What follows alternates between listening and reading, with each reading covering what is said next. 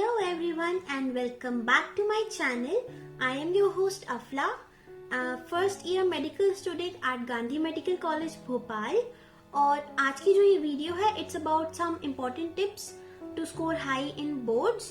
सो अगर आपने मेरा चैनल अभी तक सब्सक्राइब नहीं किया है सो जल्दी से सब्सक्राइब कीजिए और बेल का बटन दबाना मत भूलना ताकि मेरे लेटेस्ट वीडियो की अपडेट्स आपको मिलती रहे. So let's get started.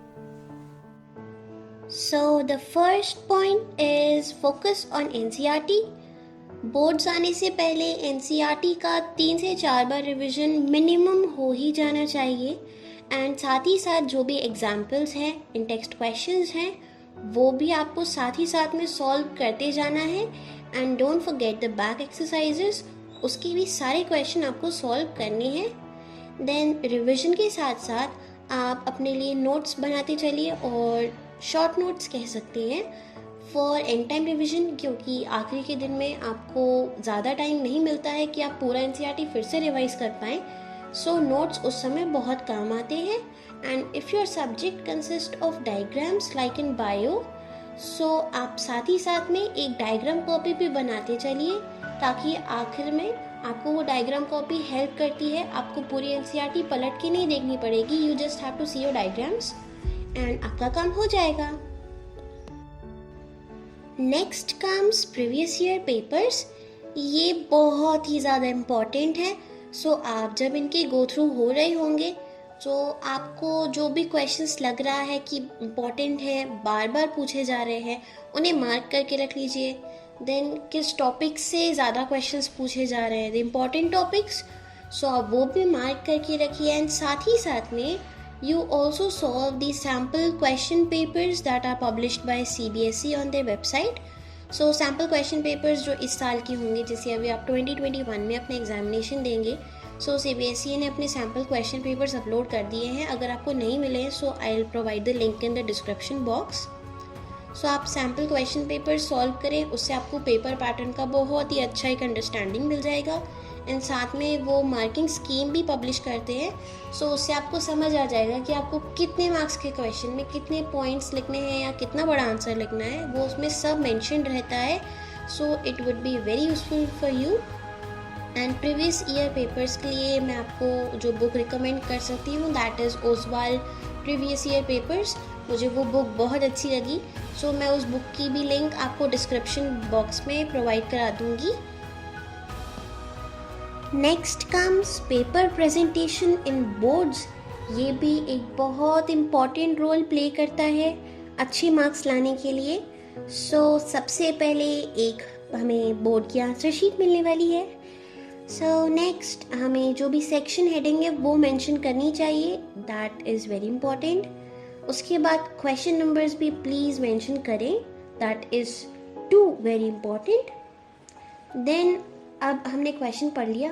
So just think of an answer कि आपको क्या लिखना है. एक रफ आइडिया लगा लीजिए एंड देन आंसर लिखें. एंड वो भी टू द पॉइंट आंसर्स होने चाहिए, लॉन्ग स्टोरीज नहीं लिखनी है हमें. नेक्स्ट फिर हमने जो भी आंसर लिखा है वो नीट एंड क्लीन आंसर होना चाहिए. मीन्स आप ज़्यादा काटा पीटी ना करें, वो अच्छा नहीं लगता. एंड इफ़ कट हो भी रहा है so just draw line, don't scribble it up, वो अच्छा नहीं लगता है. Then wherever possible write the answer in points. फिर जो भी आंसर में इम्पॉर्टेंट वर्ड्स हैं आप उनको अंडरलाइन करना मत भूलना. Then wherever needed draw diagrams, draw flow charts and you can write equations in subjects like chemistry जहाँ भी पॉसिबल हो वहाँ पर. एंड कुछ क्वेश्चंस होते हैं जिनमें जैसे फाइनल आंसर आ रहा होता है, हमने कुछ सॉल्व करा होता है. सो जो भी फाइनल आंसर आता है उस पर एक बहुत बोल्ड सा डिब्बा बना दे. ये नहीं कि हमने छोटा सा डिब्बा बना दिया, दिख ही नहीं रहा डिब्बा कहाँ है. सो एक बोल्ड सा डिब्बा बना दे ताकि जो फाइनल आंसर है वो हाईलाइट हो सके. And after you have completed your answer एक लाइन खींचना ना भूलें, उससे आपका पेपर और भी अच्छा दिखने लगता है. सो जो भी एग्जामिनर चेक कर रहा होगा आपका पेपर, सो उसे भी आपकी आंसर शीट देख के बहुत खुशी मिलेगी एंड आपको बहुत अच्छे मार्क्स मिल जाएंगे. Then next come study pattern. So इसको भी मैंने 2 सेक्शंस पे डिवाइड किया है. एक तो टाइम डिवीजन और studying with breaks.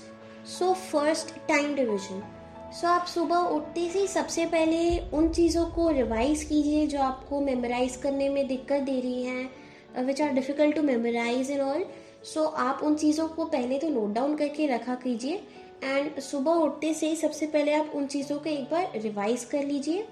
Then morning time में आप वो सब्जेक्ट उठाया कीजिए जो मेमोराइज करने में दिक्कत देता है, जिसमें जैसे मेमोराइज करने का ज़्यादा होता है, जिसमें याद ज़्यादा करना पड़ता है। सो मॉर्निंग टाइम में आप वैसे सब्जेक्ट उठाइए, एंड रात में आप वैसे सब्जेक्ट्स कीजिए जिनमें सॉल्विंग वाला चीज़ ज़्यादा होता है।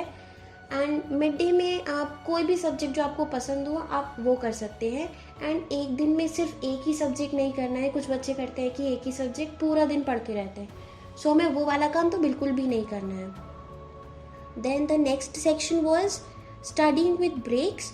सो हम जब पढ़ाई करते हैं सो हमें ऐसे नहीं कि 3 4 5 घंटे लगातार बैठ के पढ़ रहे हैं।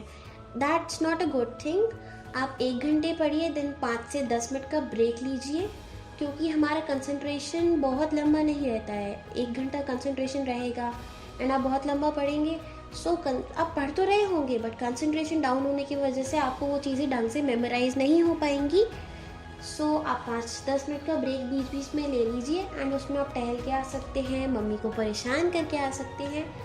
हाँ, बट आप कोई गेम वेम ना खेलें प्लीज़। आपके फ़ोन में जितने भी गेम्स हो, पीसी लैपटॉप में जितने भी गेम्स हो, वो आप पूरी तरह से डिलीट कर दीजिए। इस समय हमें गेम्स एंड ऑल ये सब नहीं करना है। आपको माइंड को फ्रेशन अप करना है। So just take a walk, या कोई भी ऐसे एंजॉइंग एक्टिविटी, डांस करना है डांस कर लीजिए, एंड देन वापस back to the studies. And here comes the last point. Don't get affected by your pre-board marks.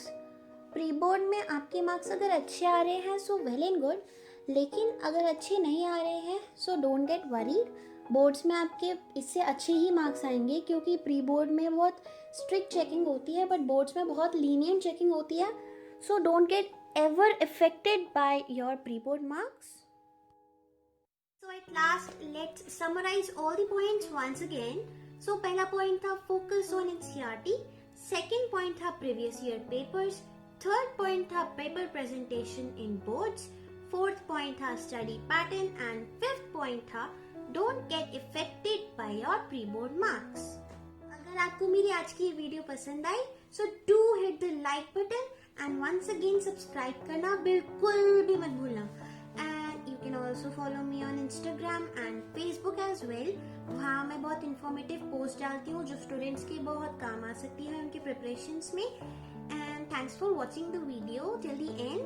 May you all watching this video achieve the highest possibilities of yourself and pray for me too. Okay, bye.